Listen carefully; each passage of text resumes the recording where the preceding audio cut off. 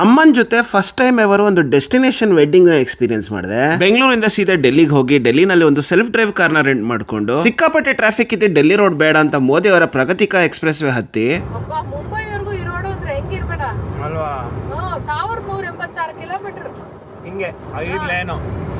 Sexy ಆಗಿದ್ದ express way ಇಂದ exit ತಗೊಂಡು ರಾಜಸ್ಥಾನಲ್ಲಿರೋ ತಿಜೋರಾ ಫೋರ್ಟ್ ಬಂದ್ವಿ. ಇದೊಂದು ರಾಯಲ್ ಪ್ಯಾಲೇಸ್ ಅಲ್ಲದೆ ವೆಡ್ಡಿಂಗ್ ವೆನ್ಯೂ ಕೂಡ ಹೌದು. ಸತ್ಕಾರ ಸ್ವೀಕರಿಸಿ ಒಳಗೆ ಹೋಗಿ ಫೋರ್ಟ್ ನ ಎಂಜಾಯ್ ಮಾಡ್ಕೊಂಡು ಇವರಲ್ಲಿರೋ ಹಲವಾರು ರಾಯಲ್ ರೂಮ್ಸ್ ನೇ ಅಕಾಮಿಡೇಷನ್ ಮಾಡಿರ್ತಾರೆ. ಪ್ಯಾಲೇಸ್ ಆಗಿದ್ರಿಂದ ಆ ರಾಯಲ್ನೆಸ್, ಬೆಟ್ಟದ ಮೇಲಿದ್ರಿಂದ ಆ ಸೀನಿಕ್ ವ್ಯೂಸ್, ವಿಶಾಲವಾದ ಜಾಗ, ಆ ಜಾಗದಲ್ಲಿ ಡಿಫ್ರೆಂಟ್ ಇವೆಂಟ್ ಸೆಕ್ಷನ್ಸ್, ಆ ಸೆಕ್ಷನ್ಸ್ ಅಲ್ಲಿ ಕ್ರೇಜಿ ಡಿಕೋರ್ ಅದ್ಭುತವಾಗಿತ್ತು.